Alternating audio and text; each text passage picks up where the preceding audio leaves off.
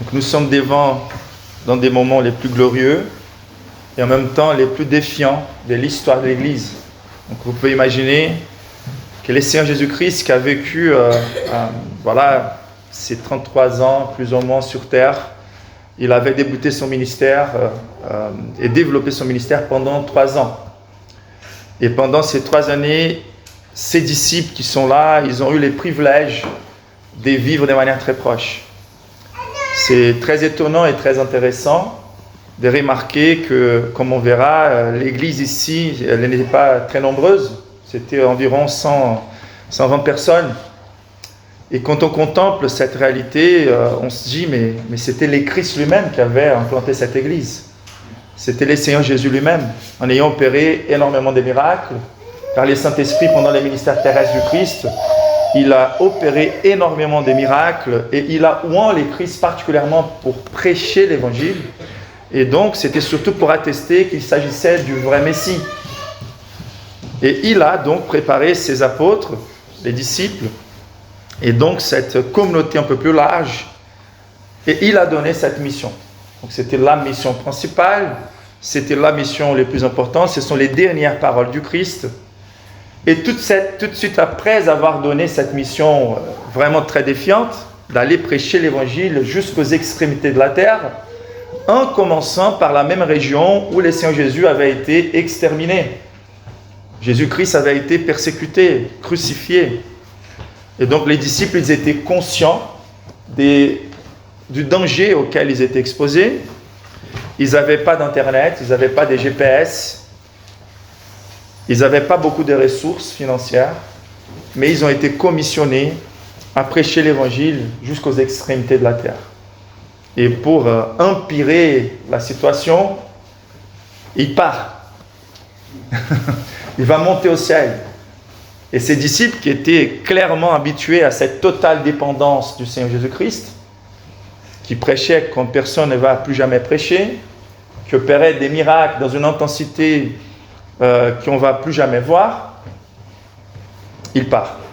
Et nous sommes tous dans la même sensation que les disciples, cette sensation des distances du Christ visible, et peut-être avec un manque d'assurance. Par contre, il avait promis qu'il allait pourvoir quelque chose qui ferait de l'Église un puissant témoignage de l'Évangile. Et qu'à partir de là, comme nous constatons dans les livres d'Actes, l'Église va réussir à avoir un impact et une puissance envers l'évangélisation que même Christ, pendant son ministère terrestre, n'avait pas eu. C'était par descend du vent, ce n'était pas par manque des capacités du Christ, et bien sûr, il devrait accomplir quelque chose, monter au ciel, pour à partir de son trône céleste, déclencher véritablement l'inauguration de l'Église et toute son efficacité pour l'évangélisation. Nous sommes devant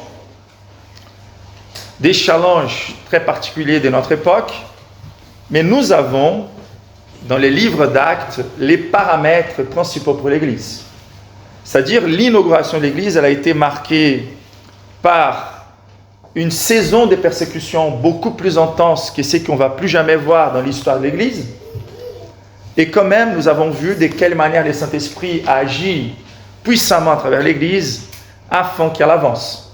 C'était notamment pour laisser pour toute l'histoire de l'Église un paradigme, des paramètres, pour qu'on ne doute jamais de quelle manière l'Église du Christ va triompher et elle va avancer. Et même si nous avons des défis particuliers dans nos jours, nous devons être assurés que l'Église du Christ sera toujours bâtie par les Christ, à la manière du Christ, et nous devons nous retrouver dans ces passages pour renouveler notre assurance de l'avancement du royaume de Dieu. Et donc ici, nous voyons par constat que cette mission n'était pas exclusive aux apôtres, car ces messages ont été dirigés directement aux apôtres, mais il y avait un groupe plus large qui était là, l'Église. Nous voyons que la mission était jusqu'aux extrémités de la terre, jusqu'au retour de Christ. Donc Christ n'est pas encore retourné, et il y a encore des endroits où l'évangile doit arriver.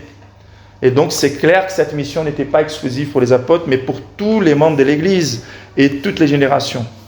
Et nous voyons les constats par les déroulements du livre d'Actes, comme on vient de lire les chapitres 8, que l'évangile n'a pas avancé par une classe supérieure des chrétiens, un rang supérieur spécial. Ce n'était pas que les missionnaires. Car même les moments où les apôtres ont dû rester à Jérusalem sous persécution, c'était les membres réguliers de l'Église qui partaient annoncer l'Évangile, qui ont participé à l'implantation des premières églises. Mais à partir de là, nous voyons aussi que même lorsqu'un Étienne était assassiné, plusieurs autres Étienne étaient relevés. Tous les membres de l'Église avec encore plus d'audace, encore plus d'assurance, et d'autres évangélistes qui étaient là, élevés par Dieu comme Philippe. Et donc, nous n'avons que les paramètres du Nouveau Testament. C'est le seul repère fiable pour nous de ce qui est un chrétien et de comment l'Église va avancer. Et donc, ces passages, il doit avoir son impact envers nos vies avec la même emphase. L'Église aujourd'hui, elle va continuer d'avancer à travers l'implication et les témoignages de tous les saints. Et tous les saints, c'est-à-dire tous les chrétiens, ils sont appelés, ils ont reçu la commission, c'est-à-dire la responsabilité vis-à-vis à laquelle nous serons redevables. Tous les saints ont reçu cette commission, mais tous les saints ont reçu aussi ces privilèges. Car le Christ est ce Seigneur qui va être élevé au ciel pour faire l'Église avancer à travers la puissance du Saint-Esprit qu'il nous envoie, qui habite en nous, qui nous rend capables de témoigner. Et donc tous les saints ont la responsabilité, mais aussi les privilèges de s'impliquer et de voir l'Évangile inévitablement avancer. Et nous les faisons de manière individuelle, en tant que témoins chrétiens, et nous les faisons en tant qu'Église, par notre engagement et l'implication dans l'implantation des églises. Et donc ici, les privilèges est évident, car le Christ avait promis, donc si on revient à Matthieu 28, il avait promis qu'il nous donnerait de l'autorité, c'est-à-dire une puissance qui va nous accompagner pour que l'Église réussisse, pour que nous nous sentons aidés par le Saint-Esprit quand on prend le courage de créer des opportunités et saisir des opportunités pour parler de l'Évangile publiquement. Et des fois, ce sont nous qui nous privons de constater cette puissance et ces privilèges, car on n'est pas en train de créer l'opportunité, on n'est pas en train de saisir des opportunités, et donc on n'est pas en train de constater la compagnie du Christ et l'autorité. Les deux plus grandes promesses qui restent pour nous encore dans cette vie, elles reposent sur la grande commission. Je serai avec vous jusqu'au dernier jour, et mon autorité est sur vous pour faire avancer les royaumes. Et donc, ces privilèges des plus grandes promesses, de la compagnie du Christ, et de voir de plus proches les résultats, les saluts des âmes, des personnes perdues autour de nous qui seront converties. Mais donc, c'est aussi la responsabilité pour qu'on soit les témoins du Christ. Et donc, Jésus, dans cette commission, il va décrire les faits des témoins, pas par la perspective d'une activité, de ce qu'on doit faire, mais c'est plutôt par la perspective de ce qui nous sommes, si nous sommes vraiment des croyants. Donc, un témoin n'est pas qualifié en tant que témoin s'il va être convoqué dans un cas juridique, s'il a tout simplement entendu parler de quelque chose. Et la réalité des chrétiens, et ça c'est la réalité par rapport à la manière dont on est en train de conduire nos enfants envers leur conversion, nos enfants, ils sont constamment en train d'entendre parler des réalités que nous connaissons des premièrement. Mais à un moment donné, notre espoir, c'est qu'ils ne soient pas tout simplement en train de prier, car on les appelle à prier avec nous, de les voir en train de lire la Bible, car on les a dit de lire la Bible, ou car nous sommes en train de les raconter les histoires bibliques. Mais nous serons rassurés par rapport à leur foi les jours où on croise leur chambre et on les entend prier. Et on ne l'a jamais dit d'aller lire leur Bible et on les voit en train de lire leur Bible. Et qu'on les voit en train de parler de cette réalité, de leur propre relation avec le Seigneur Jésus. Et donc la réalité, c'est qu'un témoin, il est un témoin avant Des témoigner. Vous êtes avec moi? Des témoigner, c'est tout simplement un résultat inévitable de la réalité de cette relation personnelle avec le Seigneur Jésus-Christ. Et voilà pourquoi le Seigneur Jésus, il a dit, vous recevrez le Saint-Esprit et vous serez mes témoins. Ok? Et donc, tous les saints ont reçu les privilèges et la responsabilité, c'est la vérité centrale pour nous, d'être des puissants témoins du Seigneur Jésus-Christ et donc par là de s'impliquer aussi dans l'implantation des églises, les témoignages communautaires, les témoignages individuels de l'Évangile. Et donc c'est clair que tous les saints ont reçu ces témoignages. Et donc la question qu'on se pose en regardant ces passages, c'est quelles sont les sources d'assurance qui responsabilisent et équipent tous les saints à accomplir les mandats de témoigner et d'implanter les églises. Donc, quelles sont les sources d'assurance qui responsabilisent et qui équipent? Ça, c'est très important de garder ces deux emphases. Car si Christ nous a assurés de notre relation individuelle profonde avec lui, cette assurance a fait de nous des témoignages qui sont à partir de là redevables devant Dieu, car nous ne pouvons pas nous taire des choses qu'on a vues, des choses qu'on a vécues, car ce ne sont pas des choses que nous avons tout simplement entendu parler. C'est la réalité spirituelle de notre relation avec Jésus qui nous a sauvés, et ça serait même moralement condamnable de garder cette gloire pour nous-mêmes. On a été fait pour ça. On est devenu témoin de l'œuvre de la rédemption de Dieu pour sauver l'humanité. Et donc, nous avons cette responsabilité devant cette assurance que nous devons avoir par rapport à notre propre salut. Et donc, cette assurance nous responsabilise car elle nous équipe. C'est cette assurance de la conversion légitime, authentique de chaque individu chrétien qui doit nous pousser à partager l'évangile, qui doit nous équiper à les faire. Et donc, nous allons considérer quelques réponses dans ces passages à cette question. Donc, quelles sont les sources d'assurance qui peuvent nous rendre capables et qui nous responsabilisent à témoigner? Et donc, les développements pour nous, on va considérer quelques réponses. Donc, afin d'être des puissants témoins du Seigneur Jésus-Christ et de responsablement nous impliquer dans l'évangélisation et dans l'implantation d'églises, tous les soins doivent être pleinement rassurés par. Donc, quelle est la question pour nous? Pour simplifier, on est devant les seuls paramètres du début de l'Église et de l'avancement du royaume. L'avancement du royaume de Dieu jusqu'aux extrémités de la terre, depuis la naissance de l'Église sous persécution, a eu lieu à travers des hommes et des femmes très simples qui étaient des vrais témoins du Christ. Et quand on contemple la manière dont l'Évangile a avancé, on est devant un témoignage courageux, hardi, passionné, qui a eu l'efficacité de faire ces églises grandir et pousser malgré la persécution. Et la question qu'on se pose, c'est d'où venait toute cette assurance? Où elle est la source de cette assurance? Et c'est quelque chose qui est accessible et réel en nous et à nous jusqu'à aujourd'hui. Donc la première source d'assurance, c'est l'effet de la commission du Seigneur Jésus-Christ ressuscité. Et l'emphase ici sur les Christ ressuscité. Qui nous a commissionnés, qui a fait de nous des témoins, c'était le Seigneur Jésus-Christ ressuscité. On peut relire les versets 1 à 3, ou même les versets 1 à 5, pour constater, c'est une espèce d'obsession sainte de la part de Luc, l'auteur d'Actes, l'auteur de son évangile de Luc.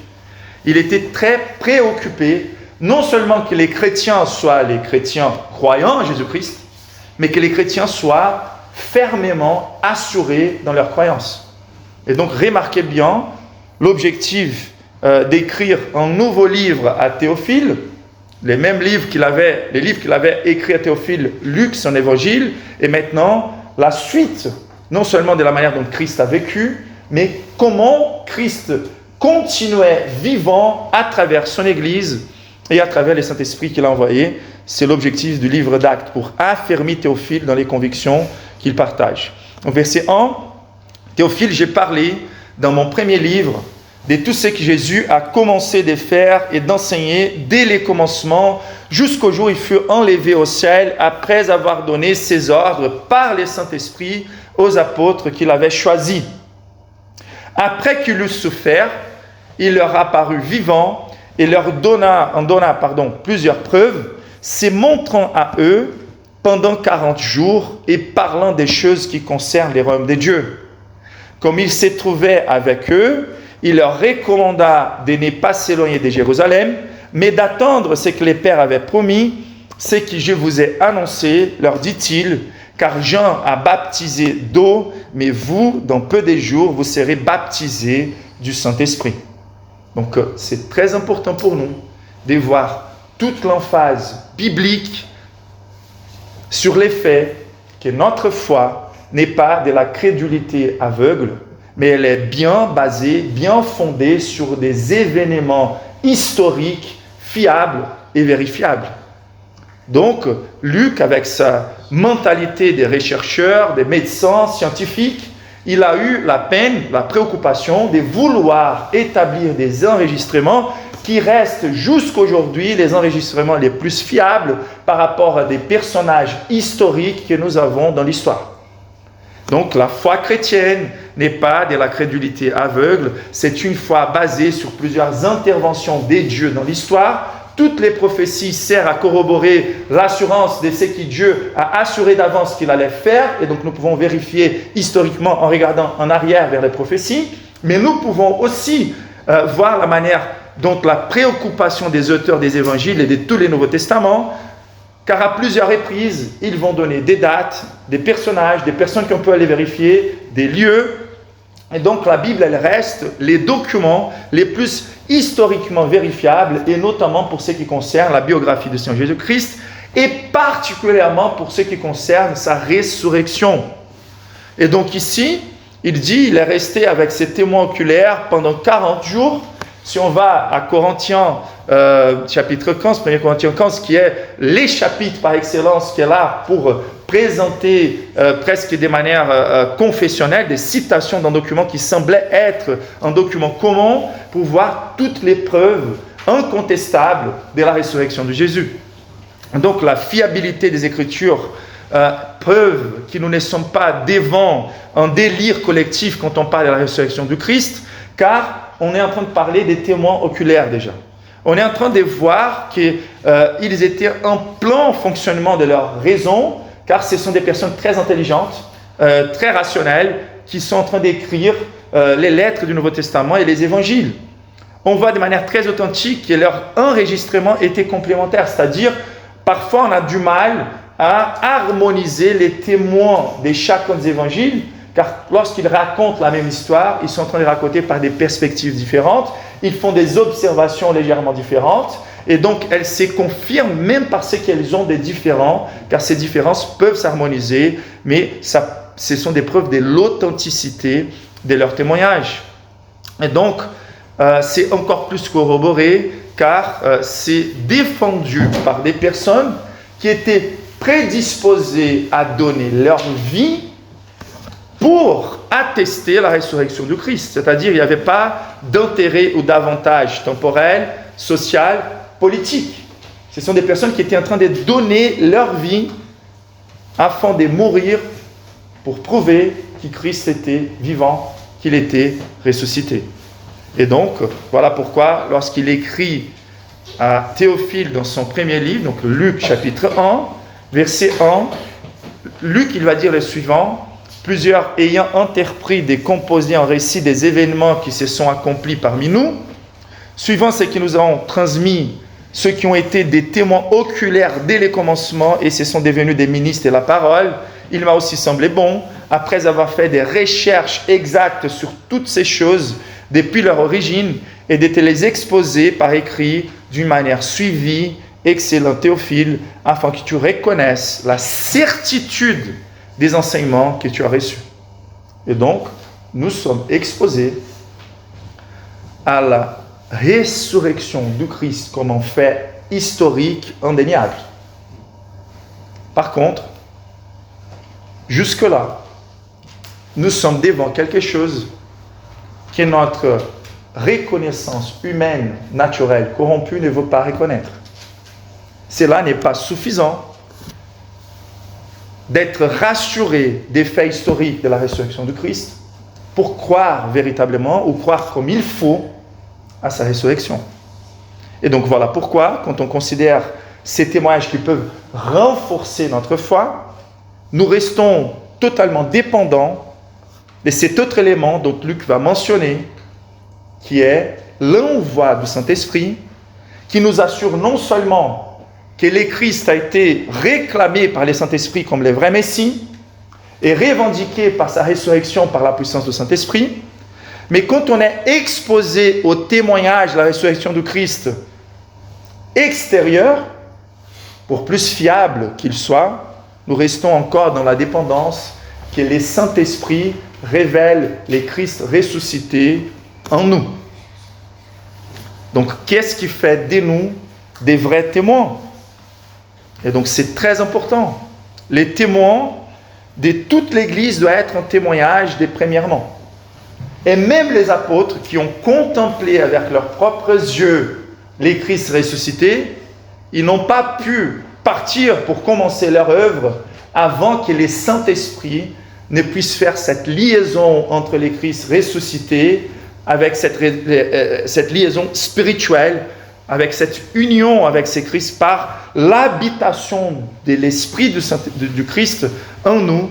Et donc c'est notamment à partir de là que nous voyons que non seulement ceux qui ont vu les Christ ressuscités ont eu la capacité de faire avancer les royaumes, mais même ceux qui n'ont pas vu les Christ ressuscités avec leurs propres yeux ont la capacité de témoigner, car nous sommes certains et sûrs que Christ est ressuscité, car nous avons eu l'expérience avec les Christ ressuscités par la révélation du Saint-Esprit. Et voilà pourquoi c'est très important pour nous d'être sûr que notre foi est enracinée dans des faits historiques, mais c'est encore plus important pour nous d'être convaincus par le Saint-Esprit que le Seigneur Jésus-Christ, il est ressuscité. Donc, quelle est l'implication, bien sûr, de l'importance de cette assurance? Pourquoi être sûr et certain que Christ est ressuscité est important déjà théologiquement pour notre salut? C'est car sans la résurrection du Christ, nous n'avons pas la confirmation des dieux, de la part des dieux divines, que l'évangile a marché. C'est-à-dire, nous étions tous condamnés à cause de nos péchés, nous avions tous besoin d'un substitut pour vivre la vie parfaite qu'aucun de nous n'arrive à vivre, et pour souffrir à la croix la mort qu'on méritait.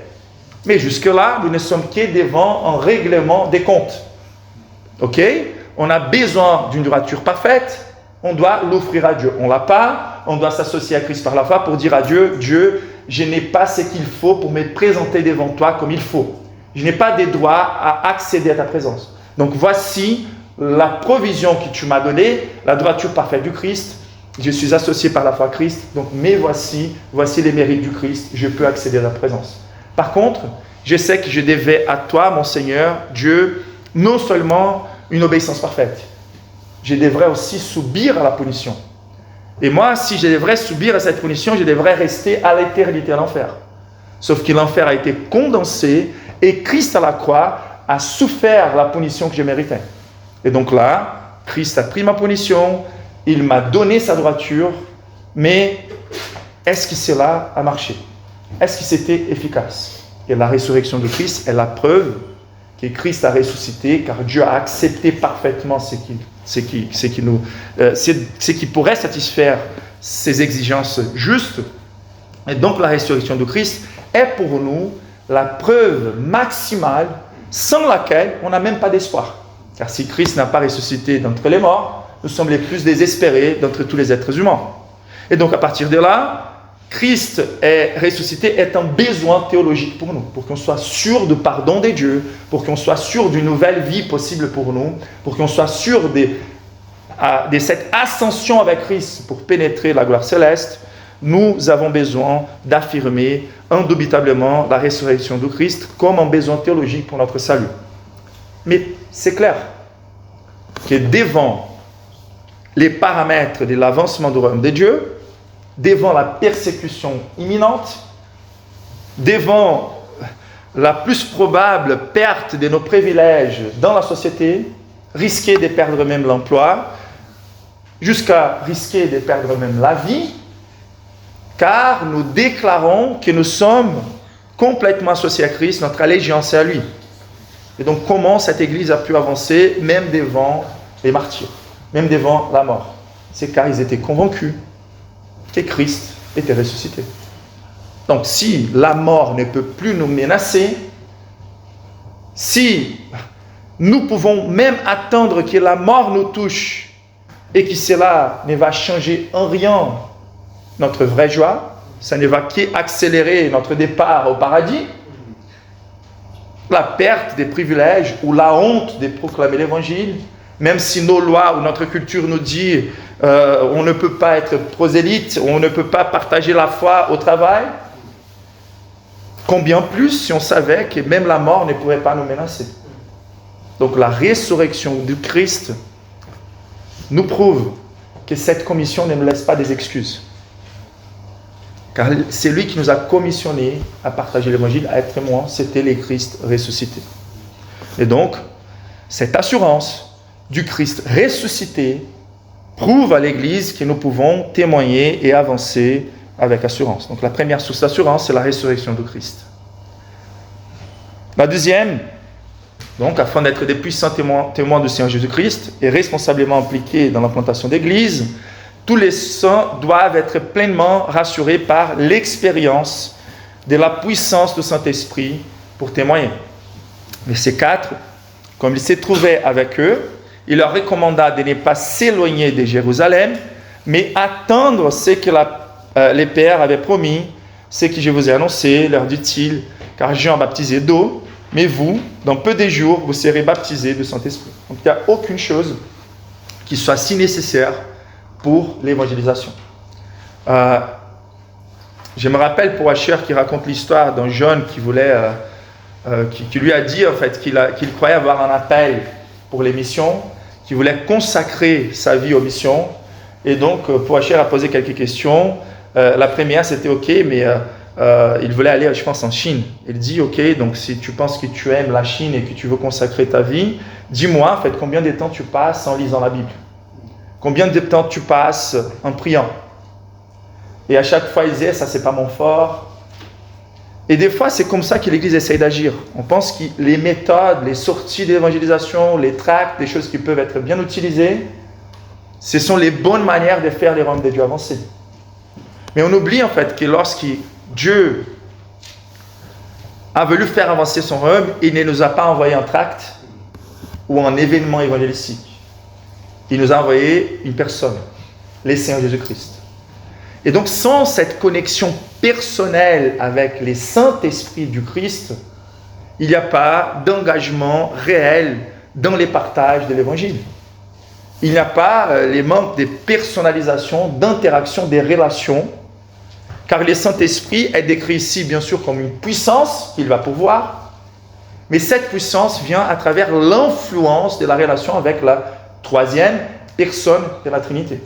Certaines églises veulent traiter le Saint-Esprit exclusivement comme une puissance. Ils réduisent le Saint-Esprit avec la notion d'une espèce de domestication du Saint-Esprit, apprivoiser le Saint-Esprit. Il agira selon notre pensée positive, selon notre répétition des mots, des mantras gospel. On va presque obliger le Saint-Esprit à devenir les sponsors de notre volonté.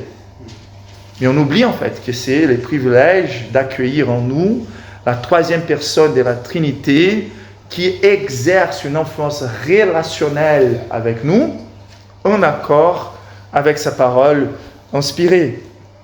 Et donc c'est comme si Jésus était en train de dire interdit d'oser faire l'évangélisation sans dépendre du Saint-Esprit. Vous allez attendre. Ne vous précipitez pas car sans lui, sans moi, vous ne pouvez rien faire.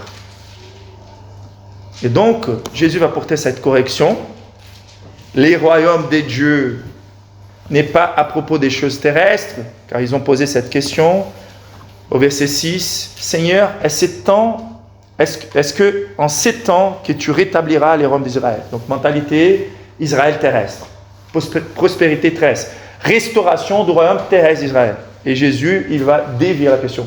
Mon royaume n'est pas lié d'abord ou avant tout, ou principalement, à la restauration terrestre d'Israël.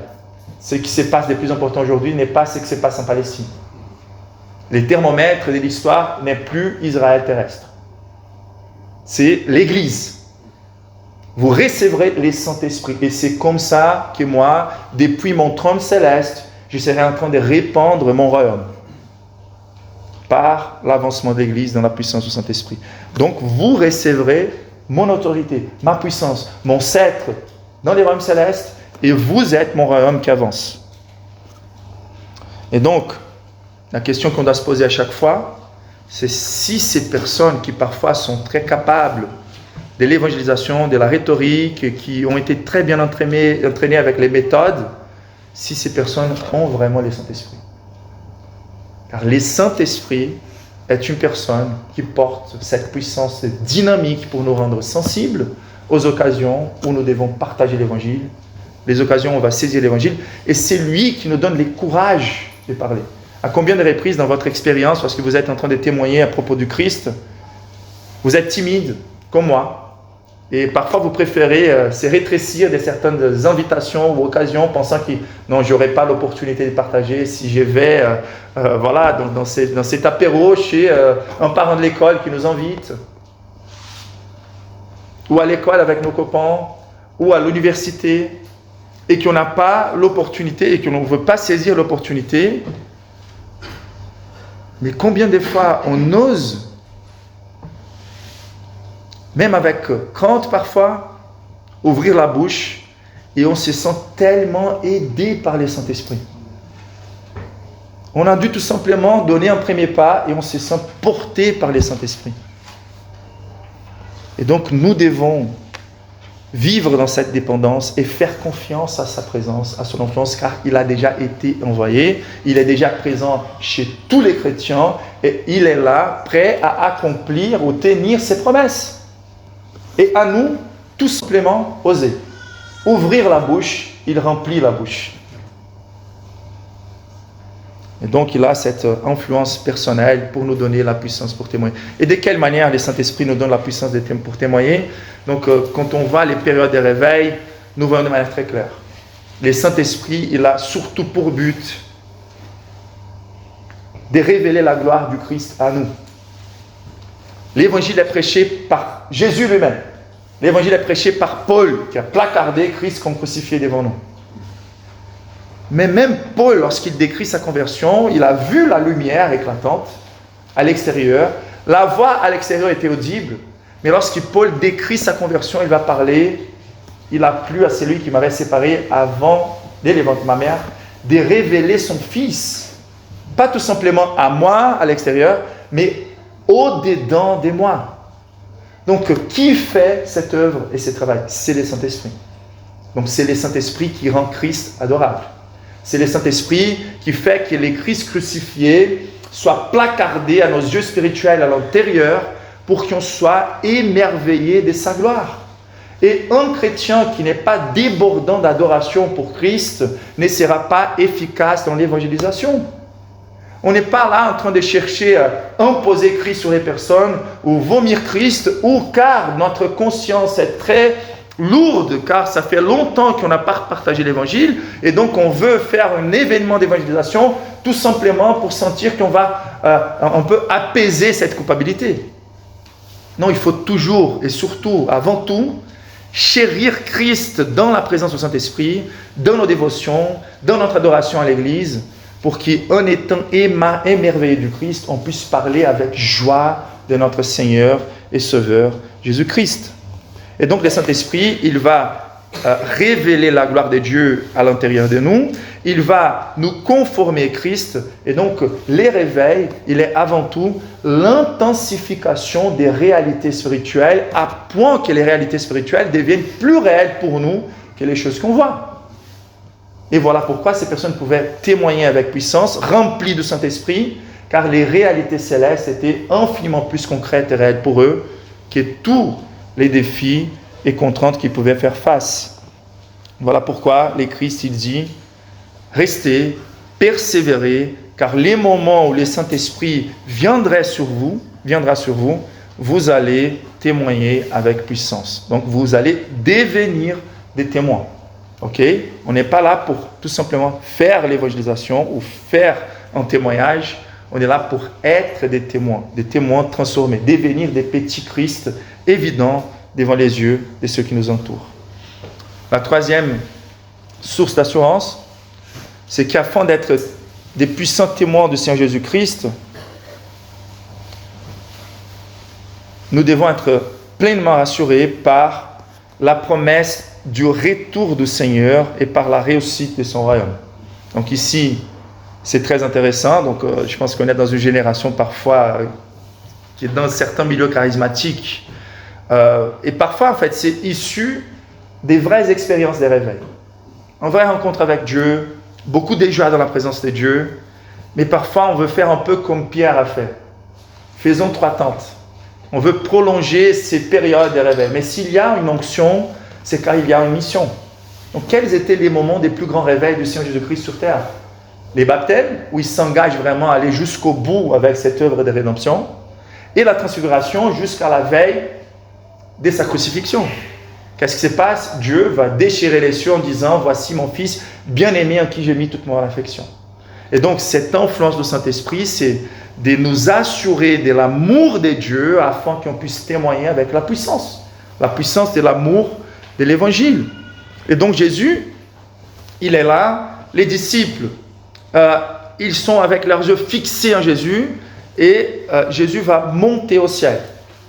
Donc imaginez-vous, vous êtes en train de voir le Christ dans son ascension. Et là, les nuées couvrent le Christ, on ne peut plus les voir. Et les anges, donc là, les personnes qui sont à la recherche d'avoir des expériences, de voir des anges, etc., qu'est-ce que les anges diraient à ces personnes-là?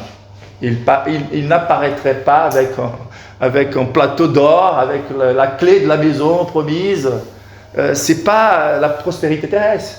C'est que les anges nous diraient, qu'est-ce que vous êtes en train d'attendre? Pourquoi vous êtes paralysés?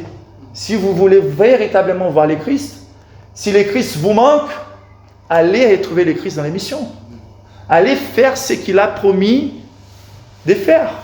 Allez donc partager l'évangile jusqu'aux extrémités de la terre. Et là, il reviendra. Donc, qu'est-ce que cette assurance, cette promesse, elle nous donne en termes d'assurance? Déjà, c'est une promesse qu'il nous donne en montant au ciel. Qu'est-ce que cela veut dire? Qu'à partir de là, il va pénétrer les ciels, comme dit Paul Washer, pour la première fois, un être humain va rentrer dans les sanctuaires célestes par ses propres mérites. Les vrais médiateurs entre Dieu et les hommes. Et qui va intercéder au Père pour que toutes les bénédictions soient déversées sur son Église.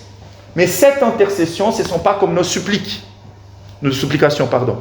où nous supplions Dieu de faire quelque chose par grâce, faveur, miséricorde. Car comme Christ a tout accompli, il peut intercéder comme quelqu'un qui va requérir, c'est ça? Il va presque demander quelque chose sur la base de ses mérites. Donc c'est impossible au Père de nier, non seulement car Christ ne peut que prier en accord avec les Pères, mais il est en train de prier sur la base de ses mérites. Et quelle est la prière principale du Christ? C'est d'intercéder pour que son œuvre parfaite de substitution, d'expiation, soit appliquée envers tous ceux qu'il a représentés sur terre. L'Église, de ceux qui ont déjà cru en lui, de ceux qui sont en train de croire en lui et qui croiront en lui.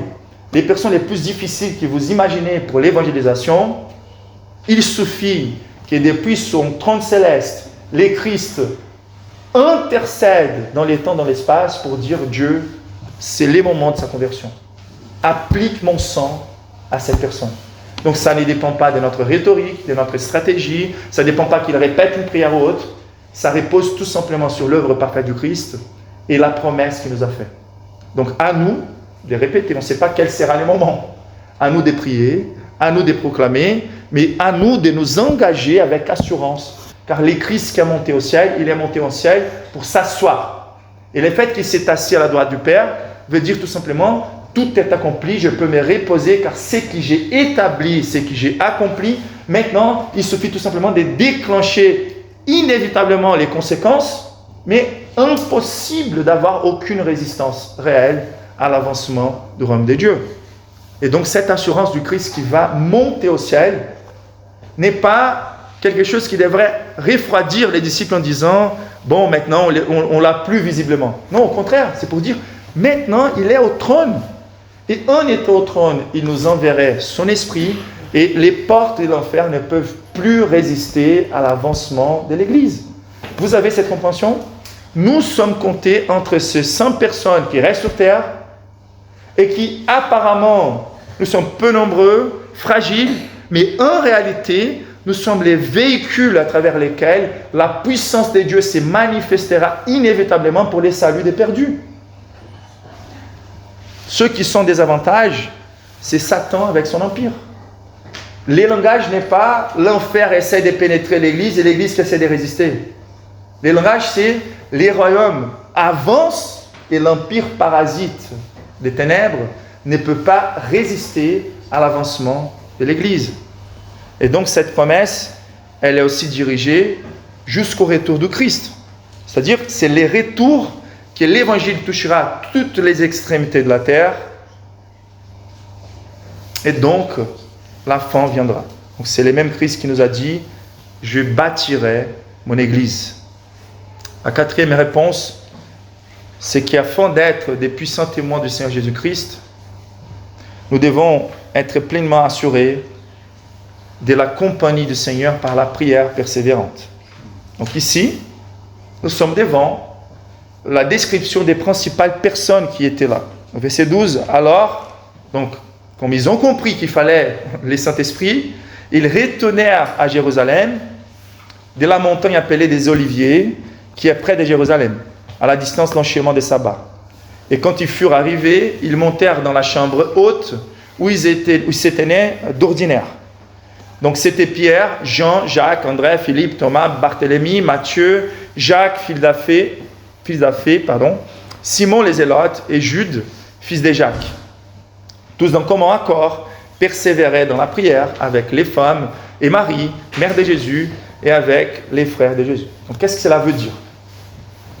Que d'ordinaire, l'Église persévérait dans la prière. Et qu'ils ont dû retourner en chemin d'un sabbat pour reprendre leur réunion de prière. Ça me fait rappeler Lloyd Jones, qui au milieu de la Deuxième Guerre mondiale, il y avait à un moment donné un général qui était présent dans un culte, et une bombe est tombée à quelques dizaines de mètres de son église. L'église a été complètement ébranlée, il y avait même des petits morceaux de toit qui tombaient, et Lloyd Jones, il était en plein milieu de la prière, il s'arrête, les bruits vont se calmer après quelques minutes, et il reprend la prière exactement de là où il s'était arrêté. Il ne bouge pas, personne ne va courir, même si plusieurs avaient envie de le faire. Et le général les dit à la fin, « J'ai jamais vu dans les tranchées un homme si courageux comme ces prédicateurs. » Et dans ce contexte, il y avait une fille qui a écrit une lettre à son père en disant « Papa, les vendredis, je ne peux plus attendre pour les repas car les transports publics sont réduits à cause de la guerre et je ne peux pas rater les réunions de prière les vendredis. » Quand on regarde l'histoire de l'Église, on voit les sérieux qui étaient pris pour les réunions publiques, communautaires des prières, et qu'on voit les excuses qu'on donne aujourd'hui pour ne pas être présent, c'est tout simplement étonnant. Comment pourrions-nous attendre que Dieu honore la croissance d'une Église qui ne prie pas, qui ne démontre pas par la prière que c'est lui qui est derrière la réussite de cette Église, c'est Dieu lui-même? Quel serait l'intérêt de Dieu de faire avancer nos vies à plusieurs égards si on n'est pas en train de donner l'impression que c'est Dieu qui est là en train de pourvoir la puissance pour que les choses avancent? Donc l'Église primitive, elle est là. Nous voyons toutes les personnes les plus importantes et toutes les personnes qui composaient cette Église assidues dans la prière. Et donc c'est une nécessité non seulement pour que les missions avancent, mais pour que nous puissions cultiver cette dépendance du Saint-Esprit et pour que nous soyons remplis du Saint-Esprit ensemble par la ferveur et la constance de nos prières, et particulièrement nos prières communautaires. Donc surtout ne pas rater dans un processus d'implantation d'église nos réunions de prière. Notre unité vient surtout par là, et la puissance du Saint-Esprit vient surtout par là. 5e point, c'est que nous devons être pleinement rassurés par les constats de la puissance efficace de la parole de Dieu. Je n'aurai pas le temps de lire tous les passages, mais les versets 15 nous dit qu'à ce moment-là, l'église était 120 personnes. Et après la prédication de Pierre, la descente du Saint-Esprit, c'est-à-dire la proclamation du message de l'Évangile, dont les contenus étaient Christ crucifié au centre, mais Pierre va faire tout un panorama biblique, et donc nous devons prêcher Christ à partir de tous les passages des Écritures, mais Christ crucifié doit être le centre. Et en fait, ce message est scandaleux. Pierre, il était quand même en train de prêcher pour les mêmes publics qui avaient crucifié le Christ. Vous voyez les dangers? Notamment pour les personnes qui auraient la tendance à haïr le plus l'Évangile. La France postmoderne.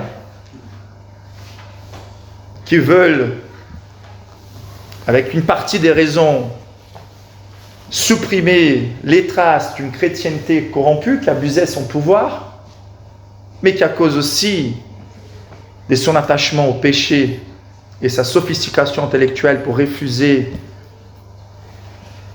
les transcendants, le christianisme, essaye de donner toute la liberté à ses passions charnelles en se déclarant faussement athées. Et bien sûr, ils vont tous abominer l'Évangile, car l'Évangile du Seigneur Jésus-Christ, il va réunir tous les êtres humains dans l'humiliation de ceux qui ont mérité. Notre pollution, l'image du Christ crucifié, c'est pour décrire nous tous, dans notre péché.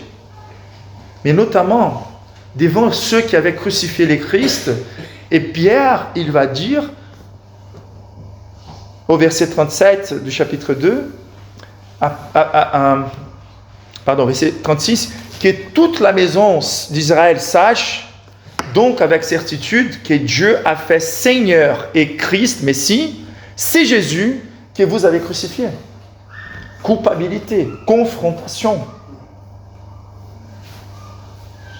Et donc, voilà pourquoi au verset 39, il dit, car la promesse est pour vous, donc même vous dans votre méchanceté, même vous dans votre rébellion, pour vos enfants, c'est-à-dire les prochaines générations, et pour tous ceux qui sont au loin, et donc toutes les nations, en aussi grand nombre que le Seigneur notre Dieu les appellera. Donc comment Dieu appelle les personnes? Par la prédication fidèle de l'Évangile. Verset 40, et par plusieurs autres paroles, il les conjurait et les exhortait, disant, sauvez-vous de cette génération perverse. Ça, c'est un point très important. Si Dieu a déjà réclamé Christ comme ressuscité, si le Saint-Esprit, pendant tous les ministères du Christ, a opéré des miracles et a honoré la prédication du Seigneur Jésus, c'est clair que cette promesse accompagne l'Église pour toujours. Et si nous sommes devant des églises fidèles qui proclament la vérité avec fidélité, les problèmes par rapport à la conversion de personnes n'est pas avec les manques de capacités des dieux et des moyens des dieux pour leur conversion. Nous sommes devant une génération corrompue. C'est la perversité du cœur humain qui refuse l'Évangile. Par contre, c'est clair que malgré toute la perversité de ces publics-là, un grand nombre s'est converti. Donc l'Église passe de 120 personnes à 3000 âmes converties. Et c'est la même chose pour nous aujourd'hui. Et donc nous devons prêcher fidèlement la parole de Dieu, faire confiance à son efficacité, à sa simplicité. Ne pas céder à la tentation de croire que d'autres choses pourraient mieux fonctionner. Ne pas céder à la tentation de penser par exemple que peut-être l'église les dimanches n'est pas le meilleur endroit pour apporter mon ami non chrétien. Car parfois ça croise notre tête. Donc peut-être que dans Un groupe de maisons, ce serait plus facile. Là, on est en train de raisonner avec une mentalité non régénérée. On est en train de transmettre notre incrédulité à l'autre. C'est comme Moïse, lorsqu'il est appelé à faire son œuvre et qu'il dit, mais peut-être qu'ils ne vont pas croire que c'est toi qui m'as envoyé. Et Dieu est déjà en train d'assurer Moïse, non mais je t'assure, ils vont te croire. Et donc à nous d'inviter, bien sûr, il n'y a pas un problème d'inviter chez nous, il faut le faire aussi. Mais l'Église est un endroit où la parole de Dieu est fidèlement prêchée et Dieu va faire son travail avec puissance. Dieu aime bien honorer sa parole. Et ici, nous voyons aussi l'importance des affections légitimes. Donc, Pierre, il n'était pas en train tout simplement de prêcher l'évangile avec fidélité, mais il le faisait avec passion, avec affection. Il l'exhortait, il conjurait, il insistait. Et donc, ce n'est pas un message qui puisse être proclamé de manière apathique.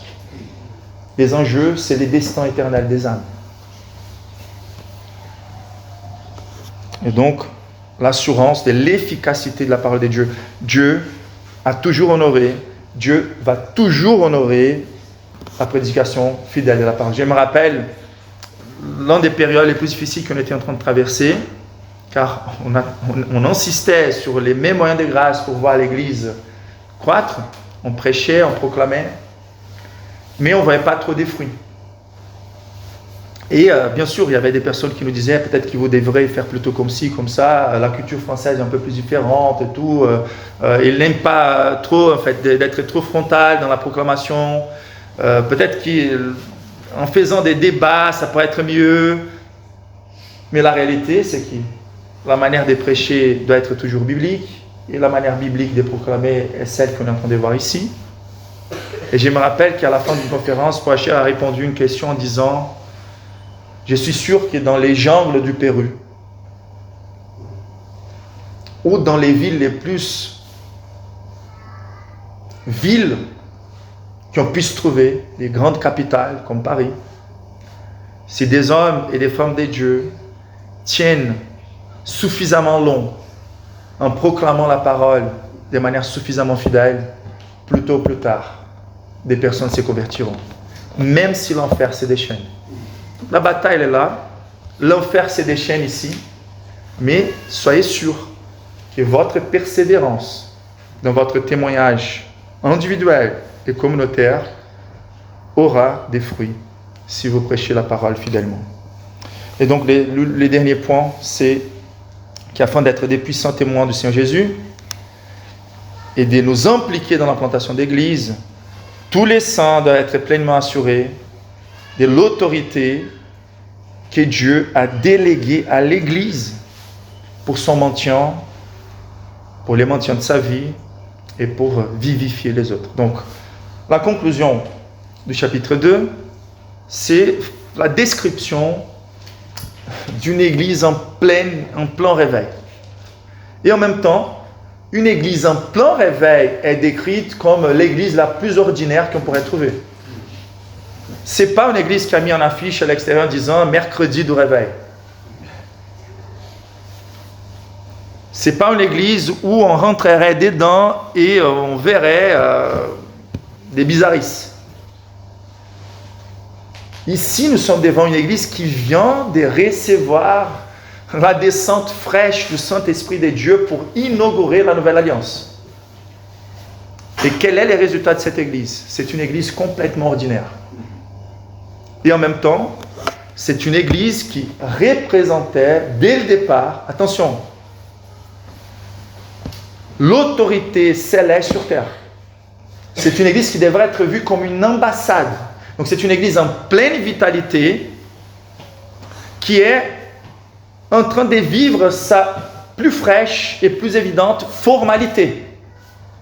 Donc l'organicité, c'est la vie de cette église couplée à la formalité. Pourquoi? Car ces personnes-là, public juif qui avaient crucifié le Christ, est appelé maintenant à publiquement se dissocier formellement du judaïsme afin de, par les baptêmes, professer publiquement leur rupture avec le judaïsme et leur association formelle. Voilà pourquoi les notions des membres d'église, des membres étaient les plus tôt vous travaillez ça, les mieux pour vous. Car en post-modernité, on nous a dit, nous sommes une génération allergique à l'engagement, à l'adhésion. Nous sommes tellement déçus de toute cette histoire avec les abus d'autorité catholique et même évangélique, et on va bouger dans une direction opposée.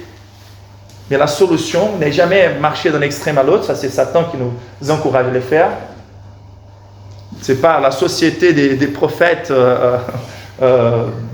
déconnectés des églises. Non, c'est de revenir à la parole de Dieu. Et donc, si vous pensez que l'adhésion au christianisme est difficile aujourd'hui, imaginez pour un juif qui venait se convertir à cette époque-là. Et les baptêmes et la Sainte Seine sont les clés formelles que l'Église doit exercer sous l'autorité de Christ pour donner son avis devant le monde en disant, voici une personne que nous pouvons attester, on a vu suffisamment des signes de conversion chez elle, et donc nous pouvons affirmer, c'est un représentant de l'autorité du royaume de Dieu sur terre. Il porte le nom de Père, de Fils et de Saint-Esprit correctement. Imparfait, nous sommes tous. Mais la réalité, c'est que la raison d'être de la Sainte Seine et du baptême est simplement de faire un acte de la part de Dieu, de professer publiquement l'Église ensemble, qui sont les représentants du christianisme. Pourquoi ? Car sans des vrais représentants du christianisme, il n'y a pas de témoins chrétiens. Et l'hypocrisie religieuse, c'est ce que Satan utilise le plus pour que l'évangélisation soit nuit. Car les personnes qui se disent chrétiennes, tout simplement car elles fréquentent une église qui présente comme chrétien ou reçoit comme membre des personnes qui ne donnent pas des signes de conversion, ils ne peuvent pas authentiquement représenter Christ devant ceux de dehors. Et donc ceux qui acceptèrent la parole furent baptisés, et c'est 41. Et en ces jours-là, le nombre de disciples augmenta d'environ 3000 âmes, donc en rôle des membres qui étaient enregistrés, des nombres comptés. Ils persévéraient dans l'enseignement des apôtres. Donc quelle est l'activité de l'Église ?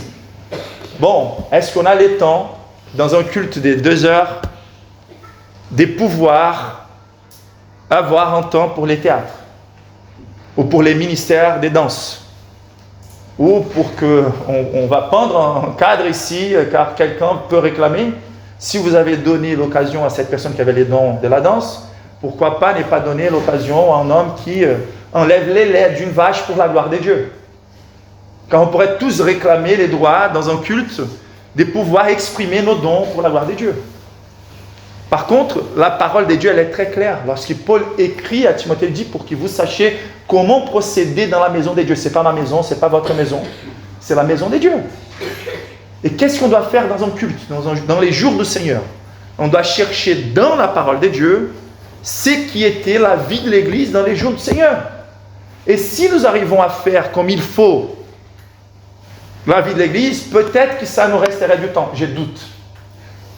Mais si c'est en dehors du cadre du dimanche, à des fins évangélistiques, ok. Donc on peut faire des événements, utiliser les théâtres, connecter les personnes. Par contre, tant qu'on n'a pas fait confiance aux moyens de Dieu de bâtir son Église, on ne peut pas nous dire à nous-mêmes que ça ne marche pas. Qu'est-ce qu'il faisait ? Il persévérait dans l'enseignement de la foi. Ça vient en premier. Et quand on va voir la manière dont la Bible, combien de temps ça a pu durer les sermons de Pierre ? Donc, dans l'histoire de l'Église, on sait très bien que dans la période de la Réforme, on avait tous les jours de la semaine des prédications de presque 1 heure. Pendant la période des Puritains, ça pourrait se passer entre 1h30 et 3h parfois. Et aujourd'hui, nos enfants à l'école restent longtemps avec des leçons très longues, mais on dit que les personnes n'ont pas la capacité d'entendre un message de plus de 30 minutes, de 40 minutes. Par contre, Instagram, séries de télé. Et là, la Bible, elle est claire. Non seulement on doit avoir des éléments dans un culte qui soient bibliques, mais il y a une hiérarchie, il y a une prééminence, il y a des choses auxquelles on doit se consacrer plus que d'autres. Et nous devons restaurer, et là, même si on est en France, même non, mais surtout car on est en France, on devrait restaurer la vraie réforme française. Et donc là, il persévérait dans l'enseignement des apôtres. Donc les seuls apôtres, ce sont ceux qui ont fondé le Nouveau Testament. Il n'y a plus d'apôtres aujourd'hui. Dans la communion fraternelle. Donc là, il faut que dans un dimanche, on ait l'occasion non seulement de vivre l'enseignement, mais la communion. La fraction du pain qui représente la Sainte Seine. Les prières qui doivent faire partie de notre dimanche. Et bien sûr que cela va engendrer au sein de la communauté, si nous sommes suffisamment en train de consacrer du temps pour vivre ces réalités, la présence du Saint-Esprit gardera cette sensation fraîche de la présence de Dieu. Quelle est la marque principale d'une église? La crainte, la révérence. Car Jésus lui-même, lorsqu'il priait, il pourrait dire « Mon Père », mais c'était toujours « Père saint, Père juste ». Sans la compréhension du saint privilège de la sainteté absolue de Dieu, on ne peut pas développer des chants ou une relation très mêleuse avec Dieu. Abba Père était glorieux car c'était compris dans les cadres de cette impossibilité d'accéder à la présence de Dieu avec ces niveaux d'intimité. Réjouissance de la paternité de Dieu sans les contextes de cette distance que Christ a découvert pour nous, il n'y a pas de vraie joie et de vraie réjouissance. Donc la crainte s'emparait de chacun, il se faisait beaucoup de prodiges et des miracles par les apôtres, donc la puissance de cet esprit était présente. Pour les ministères des apôtres, c'était plus important de confirmer leur apostolat et donc l'intensité des miracles. Ce n'est pas pour dire que le Saint-Esprit ne puisse pas faire des miracles entre nous aujourd'hui, mais c'est clair qu'aujourd'hui, nous devons être beaucoup plus concentrés dans cette puissance du Saint-Esprit pour régénérer, pour sauver. Tous ceux qui croyaient étaient dans les mêmes lieux, donc assiduité, vie communautaire, ils avaient tout en commun, tout pour dire par rapport à l'unité de cœur, mais aussi par rapport au verset 45, vendaient leurs propriétés, donc ce n'est pas les socialismes ou les communismes gospel, car ils avaient quand même des propriétés, et cette propriété, elle était volontairement offerte sous la grâce de Dieu, afin qu'ils partagent leurs biens, voilà, afin de soutenir les missions sous persécution dans ces contextes spéciaux. Verset 46, ils étaient chaque jour tous ensemble assidus au temple, rompaient les pains dans les maisons, hospitalité, communion, et prenaient leur nourriture avec joie et simplicité des cœurs. Ça c'est aussi très important. Car nous possédons la vérité, nous réjouissons de la puissance de Dieu, mais nous ne pouvons jamais imposer sur les personnes la conversion. Il faut avoir de la patience, il faut avoir de la douceur. La joie et la simplicité caractérisent les chrétiens. Et cette joie et simplicité fait que la chose soit totalement cohérente avec une œuvre qui est faite de l'intérieur envers l'extérieur et pas le contraire. Louant Dieu, activité centrale de l'Église, et trouvant grâce auprès de tous les peuples. Donc, jusqu'ici, on n'a pas eu des coordonnées pour témoigner, pour faire les témoignages, pour évangéliser. Vous êtes avec moi? Mais quel est le résultat d'une Église si vivante, si vivifiante? Et les seigneurs ajoutaient chaque jour à l'Église ceux qui étaient sauvés. Quelle est la leçon? La vie d'Église est au centre de l'évangélisation globale. La vie communautaire. Pour maintenir la vitalité du chrétien, pour faire qu'il déborde d'assurance et des joies dans l'évangélisation, pour qu'ils aient au sein de l'Église un témoignage glorieux du fruit de l'esprit, la crainte, la joie, la simplicité de cœur, et pour que la société soit infiltrée des chrétiens quand on part pendant la semaine, et que l'Église soit les témoignages les plus puissants pour un non-chrétien lorsqu'il arrive, et qu'il voit la manière dont on vit cet amour extraterrestre au sein de nous. Et donc voilà la manière dont l'Église, elle devient aussi un moyen d'assurance. Car quand on est ensemble, on sait qu'on n'est pas des électrons libres, rares dans l'univers, mais l'Église, elle est la réalité de l'unité des saints habitée par le Saint-Esprit. Et donc fortifiée par la souveraineté de Dieu, par la présence du Christ ressuscité entre nous par l'Esprit, par la puissance du Saint-Esprit, l'efficacité de la parole de Dieu et l'autorité de l'Église, que nous puissions nous engager avec hardiesse à être témoins et participer à l'implantation de cette Église et à travers cette Église, d'autres Églises, confiant que Dieu accomplit son œuvre par chacun de ses saints. Amen. Prions ensemble.